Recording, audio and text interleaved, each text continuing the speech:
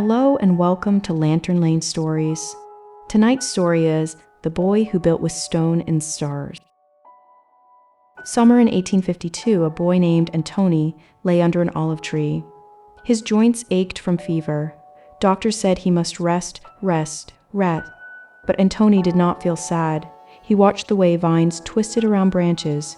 He studied how tree roots split the earth into perfect patterns. A spider web glistened with morning dew.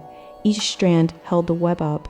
Nature knows secrets, his grandfather whispered, kneeling beside him. His grandfather was a coppersmith, a worker of metal and space. Together they walked to the workshop where hammers rang like bells, and Tony's small hands learned to bend copper into curves and spirals. See, his grandfather smiled.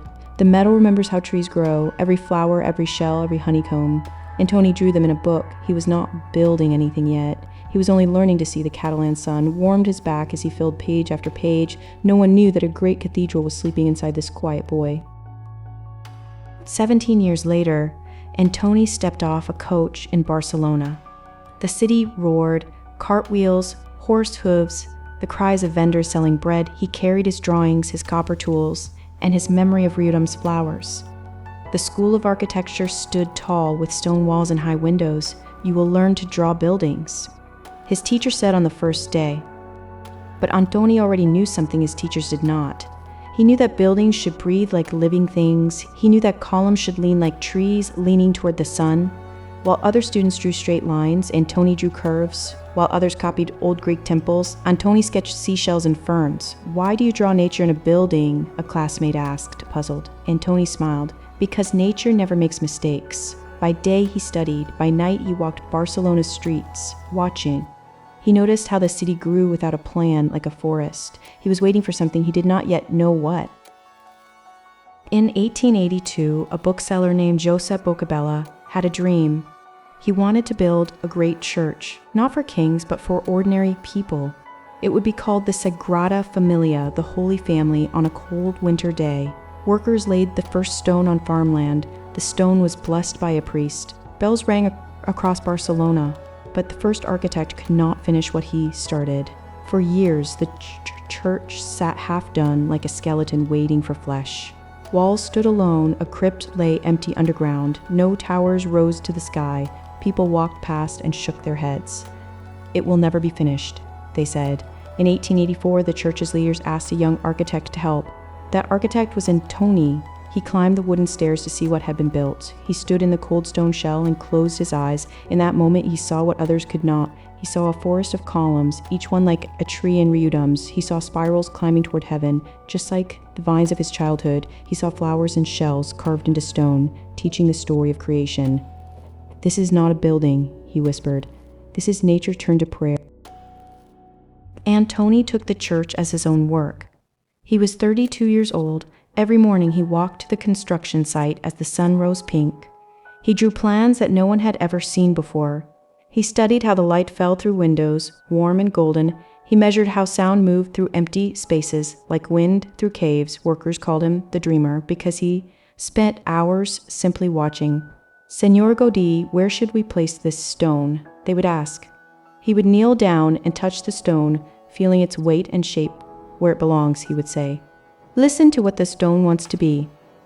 He brought shells and flowers to the site in his pockets. He showed workers how a snail's spiral could teach them to build a column. He taught them that a cathedral should feel like being inside a forest at dawn. Year after year, the church grew taller, the towers began to rise, each one reaching like a hand toward clouds. Believers came and left coins in a box. Families donated their savings. Antoni never grew rich. He gave everything to the church. He slept in a small room near the construction site. He ate bread and olives. He owned almost nothing, but every stone he placed was a prayer. Every curve he drew was a love letter to the nature he had learned to see as a boy. On a June day in 1926, Antoni was 74 years old. He walked toward the church as he had done for 42 years. His hair was white, his back bent like a tree in wind. He was thinking about the towers not yet built, the spirals still sleeping in stone. A streetcar came too fast around the corner.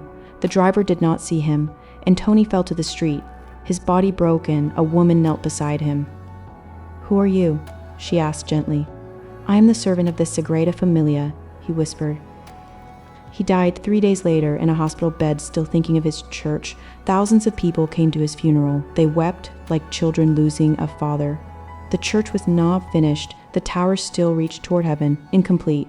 But something had changed. The building was no longer empty. It was alive with Antoni's dreams. Every person who walked through it felt the presence of his childhood, the olive trees, the spirals, the flowers. The church continued to grow after his death. Slowly, workers followed his drawings. Believers kept giving coins. More than 100 years later,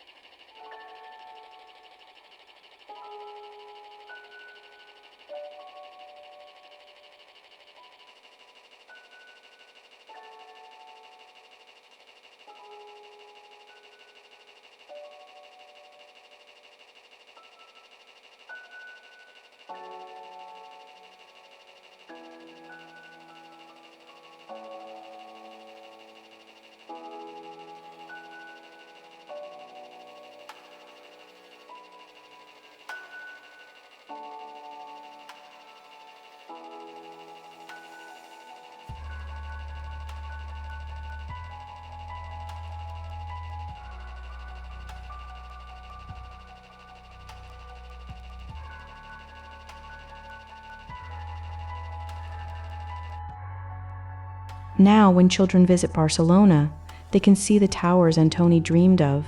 They can touch the cool stone and feel the spirals he learned from vines. They can look up and see flowers carved into walls, teaching the story of creation. Some children climb the stairs inside the towers. They see the city spread below like a garden. Some children sit in the crypt where Antoni's body rests. It is quiet and cool, like being inside the earth. Some children simply stand and watch the light change through the windows, the way Antoni did, and if they are very quiet, they can almost hear the sound of a hammer ringing in a coppersmith's workshop. They can almost see a boy lying under an olive tree, learning how to build with stars. Barcelona dreams now. As the street lamps glow gold, the Sagrada Família stands tall against the dark sky, its towers like giants watching over the sleeping city. Somewhere in the stone, Antoni is still working, still dreaming, still building with the language of nature he learned as a child. And so Barcelona also slowly fell asleep. Good night.